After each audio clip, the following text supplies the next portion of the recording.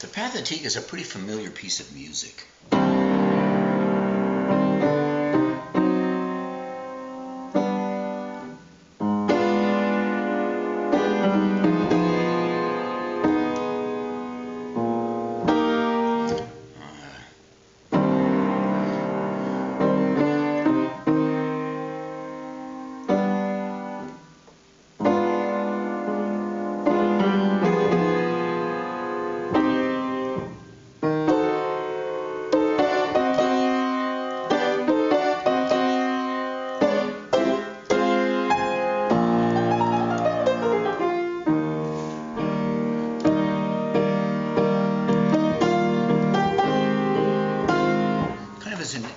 That's kind of an introduction. We're going to be looking at the second movement, which is on this page. This second movement is perhaps more familiar than the first movement.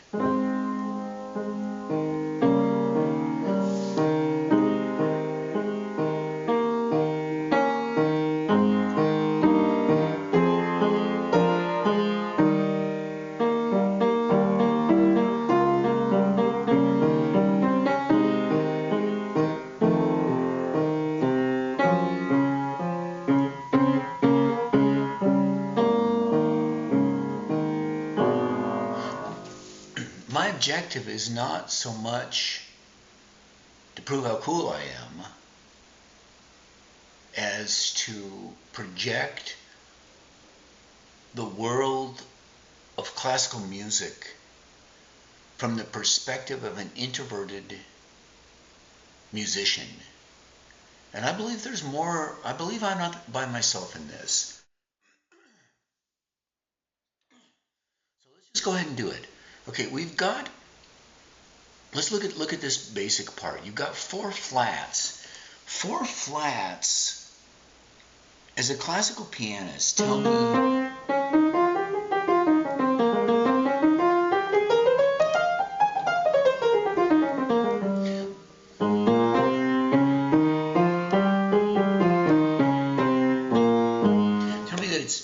it's based on the A flat key, and how that fits in to the key of C minor, I honestly don't know, and don't care. But it's based upon the A flat scale. I have not had a piano lesson in over 30 years, but when I was a child, I had some very good training as a classical pianist, and I consider myself to be a trained classical pianist.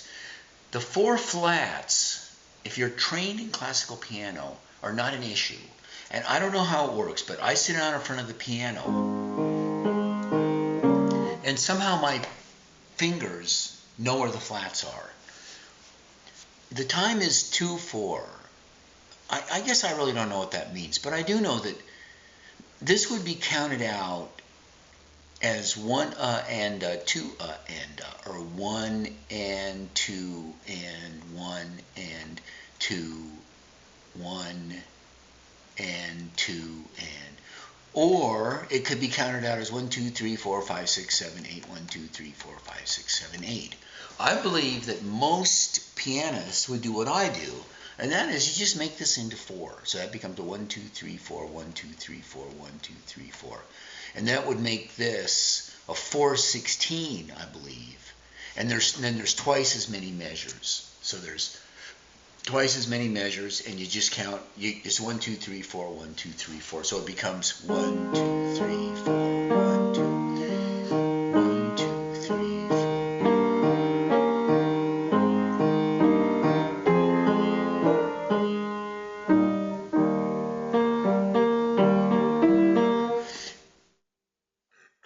Let's move into this next part. So we have a C, and notice as a pianist, you'll notice you just zero in on the octaves. We got a C octave and an A octave, and of course that's a flat. You'll find see this one, well, I don't know, but anyway, trust me, it's a flat. So the first chord is this one, and then if you look, let's look just at the right hand. You've got let's look just at the right hand. You've got stuff going in on the top and stuff going in on the bottom, but notice these E's, and that's of course an E flat. Notice these E's that just kind of thump along and thump along. So the way I learned this, and I think the way most musicians would learn this, is you kind of focus on the E's. So we've got the C octave, the B octave,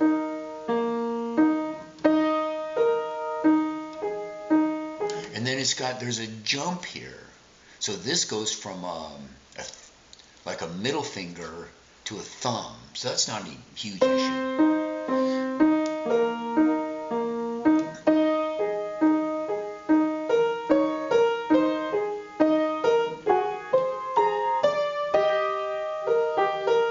And then again, it goes, this is an octave, this is an octave. This is a little bit, Beethoven does this a lot. He doesn't seem to follow the rules as far as I can tell. But it goes from an A flat to an A flat, B flat. So it goes from here to here. I mean, I don't know how Beethoven gets away with that, but he's the king of the pile, so I guess it's cool.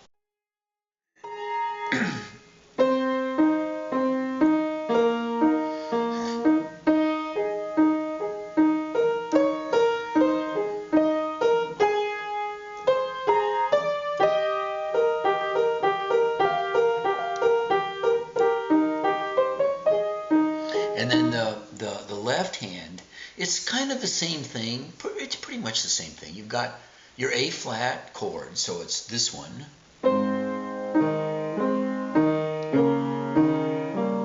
And I guess you've got your trailing E flat through the whole thing. So you've got these E flats. They're played on different hands, but it's actually an octave. So the whole thing comes together if I can do it like this.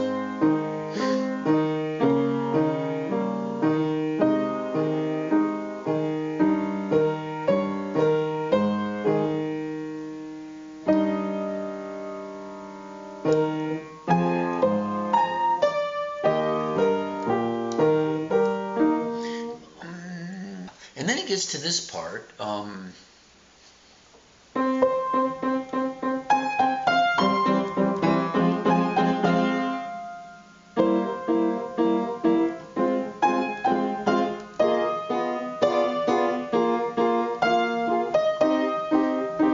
That wasn't quite right, but that's okay. So it just goes to a C to a C.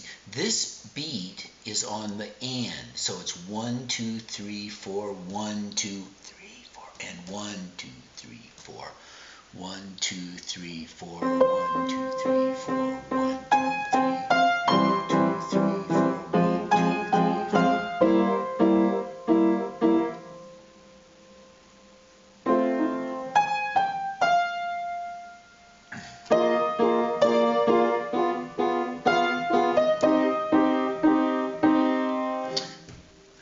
This, I had quite a bit of trouble with this part through here, and again, let's start out with the right hand.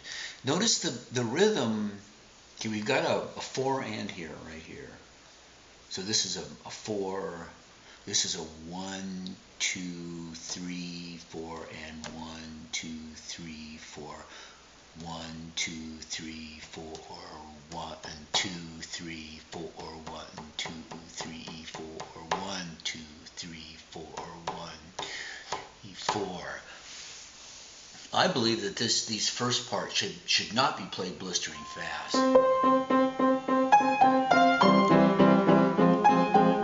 Which means, and these guys come out, they're fast, but not so fast you can't play them, in my opinion. And of course,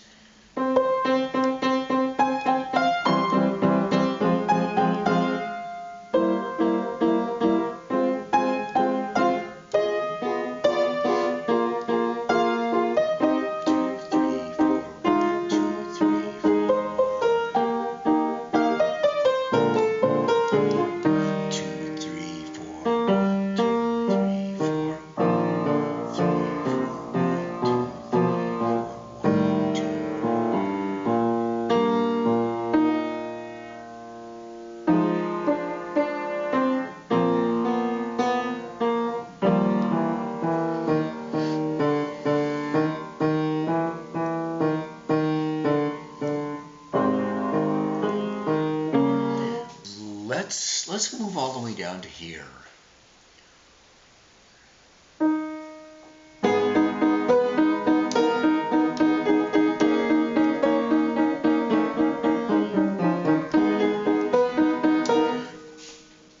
This is, notice these upper ones are all grouped in fours. 1, 2, 3, 4, 1, 2, 3, 4. Down here, they're suddenly grouped in threes. And an exact mathematical translation, if these are 4, 8 to a measure, and these are 12 to a measure, an exact mathematical interpretation, I think, would be unnecessary, and certainly difficult, and probably unnecessary. And these triplets are no big deal because, for me, they're no big deal because everything matches. I mean, you've got a 1, instead of 1, 2, 3, 4, you've got a 1, 2, 3, 1, 2, 3. 1, 2, 3, 1, 2, 3, 1, 2,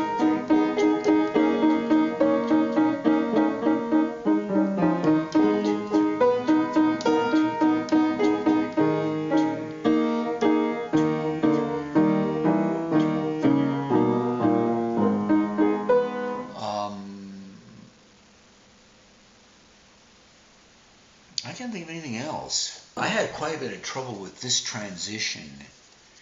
It goes from here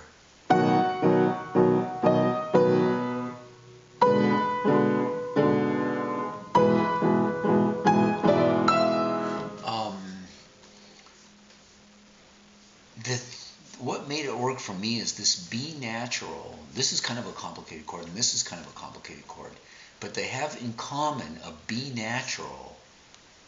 See the natural sign right here. B, of course, is flat unless otherwise noted. So there's a B natural here. So this chord becomes here. And the other chord, holding the B natural, goes to here. So it goes from here to here. And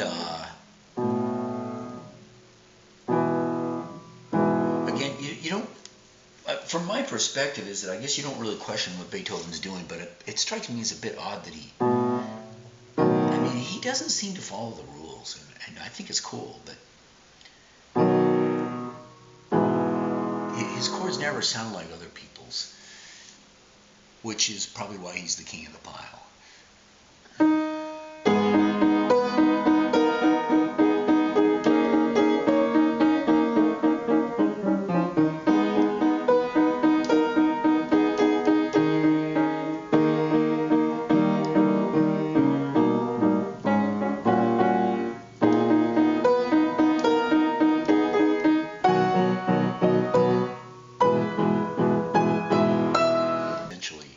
I've been working on this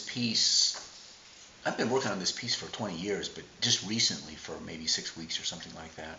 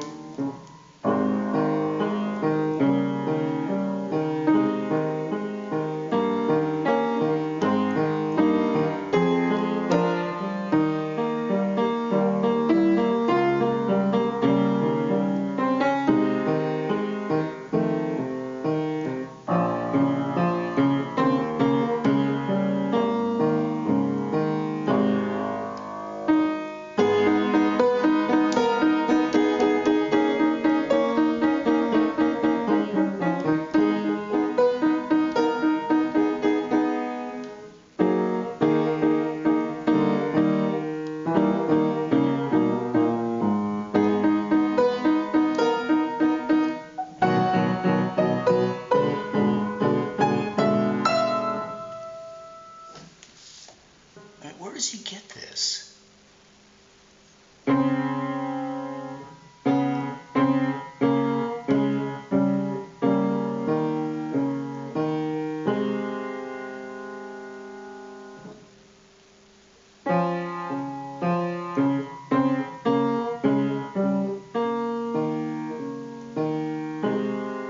I think it's a bit bizarre that he would.